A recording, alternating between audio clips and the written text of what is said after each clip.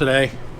Time for a tip, a trick, or a hack that just may make your camping life a little better. Stick with us on our couple adventure, and I'll show you what I'm talking about.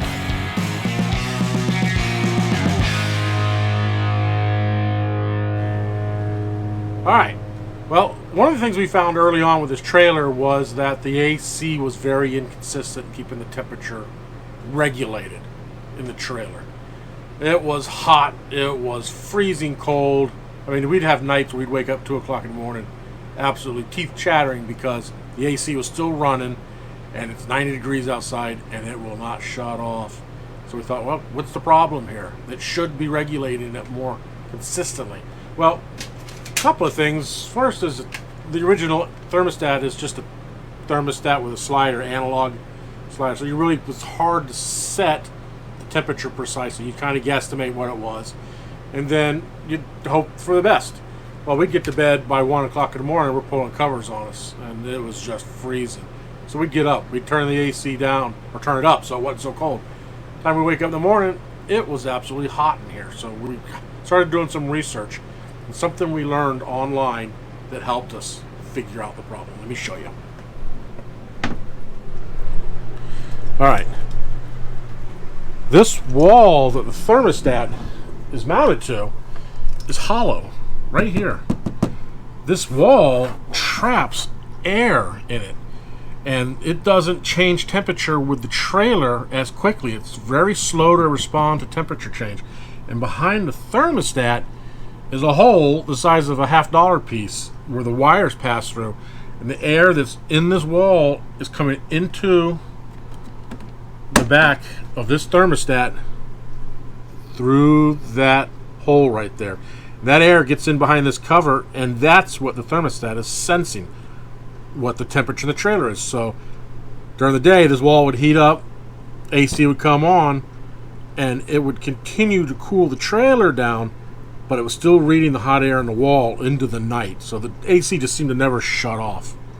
Likewise, in the morning when this wall would finally cool off, the trailer would start warming up and the AC would not come on because it's still reading the cool air trapped in this wall. So we came up with a solution for this. Stick with me. I'll show you in 5 or 6 easy steps how you can fix this problem. There is a solution. Doesn't cost a whole lot of money. And when you're done, you're going to be much happier. The AC runs consistent now, as you would expect, like a residential AC. It keeps the temperature in the trailer moderated, just like we expect. All right, for this step, we're going to need to gather the supplies, the materials we need. The first is going to be, and I've already done it. We're kind of going backwards, but I have a photo. We need to get the digital thermostat, another trip to Amazon, silver tape, and the insulation. That really is all that was needed beyond what I got in the house as far as wiring, electrical connections, and tools. All that stuff I have either in the trailer or in the garage, so that's easy. This is a pretty basic job. Should take about a half hour to do. Let's go. To make it easy, I like to do my how-tos, my modifications, RVs, tips, tricks, and hacks kind of in a step-by-step format. That way you can follow along. If it's something you're familiar with, you can skip to wherever it's best for you. So I'm going to put this in a step-by-step format, and hopefully it works for you. If you like it, let me know in the comments. If you don't like it or you'd like to see them done another way. But let's get started. In step 1, of course, identify the problem. We wanted to replace the analog slider thermostat with a digital thermostat. We didn't want to go to the residential thermostat because you lose some functionality, you lose the fan speeds, you get one speed, high or low. Generally you'll pick high, get the maximum out of your air conditioner. But I wanted it to be plug and play. I wanted to keep all the functionality in the AC unit that we paid for that came with the unit. That way if down the road we sell it, I don't have to explain why it doesn't work. So I went on Amazon after doing some research, and I found the correct replacement thermostat from Coleman Mac. I'll put a link below on where that is and on Amazon so you can get it. Now, there are 2 different versions. AC with a heat strip, AC without a heat strip. That was really the only difference. And our unit does not have a heat strip, so I had to pick the one for that. Got to assemble the tools. Didn't take a lot for this job. I know I was going to need a screwdriver. I was going to need a way to cut the wires. As you see in this picture here, I laid out pretty much all the tools that we used. Very basic stuff that you're going to have probably in the trailer already. If not, you're going to have them in your garage if you're not full-time in it. But you can get access to them real easy. I also had to add to my supply list the insulation to put in the wall behind the thermostat to minimize that transfer of air from the wall to the thermostat to the trailer. Then I had to use it for a stand. Bought the silver tape. This is this aluminum silver tape that's used by a lot of AC guys and gals. They use it to seal ducting, and it works very well. It's aluminum silver tape. Looks kind of looks like duct tape. About $5 or $6 a roll. Got it at the local hardware store. You got to take the old thermostat down.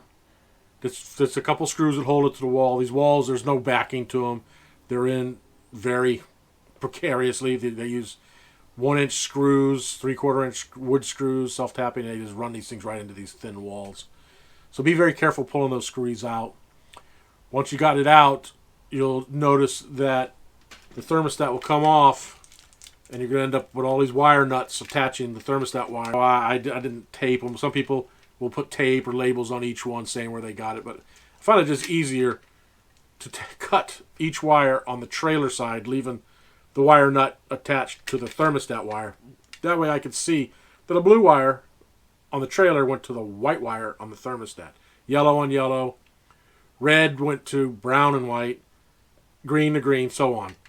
I found that to be very easy. Now when you cut these, you got to watch out for the possibility of losing the trailer wire harness back into the wall. It can, mine almost did fall back into the wall. Once it goes into the wall, it goes straight to the floor. And the only way I think to solve that is to cut a hole, fish something down, tape it on, and pull it back up. And now you got another hole in the wall that you got to deal with. So I took care. I zip tied the wires together, pulled them out as far as I could, so there was enough weight to hang them down so it didn't fall back into the wall. And I was just very careful as I worked with them. See here, we just took the wires, matched them up based on what was I left on the wire nuts on the old thermostat. Real easy. Took just a couple of minutes. Then once we got that, we put power. Pro tip: before you go cut any wires, turn off the power to the trailer. We're fortunate to have our trailer plugged into power at the house, so we have a full 30 amps, so we can run the AC full time. But I also, not only did I unplug it from the house, I turned the battery system off, so there was no electricity within the trailer. Do not cut wires with electricity running to them. Once the wires were reattached to the new thermostat, it was pretty simple. I just took the insulation, took a large chunk of it. It's soft. I just packed it the best I could up into the hole, as far out as I could get it to go, to create that thermal barrier to keep that wall air from coming back out through the thermostat. Once I did that, I took a length of tape the width of my thermostat, put a slit in the center of it so I could pass the wires through that slit into the hole, and I left it peeled back a little bit. Then you had to tuck all that stuff back in, and then when I put the thermostat against the wall and screwed it in, that sealed the slit. So we ran that, and we found that the temperature in the trailer stayed very consistent. I'm glad you joined us. You watch us here on the channel. If you like what you see and it's informative and helps you, do us a favor. It takes time to put these together. Hit the like, thumbs up. Hit the subscribe button on that side to subscribe for when we put out future videos, because I plan on doing plenty more of these. And one of them I want to do is introduce everyone to our trailer and what we like about it. And a few things that we are not so thrilled about. There's nothing we really dislike. Thanks for joining us on our coupled adventure. This video is going to be one of our tips, tricks, and hacks. It's a modification we made to our trailer pretty early on.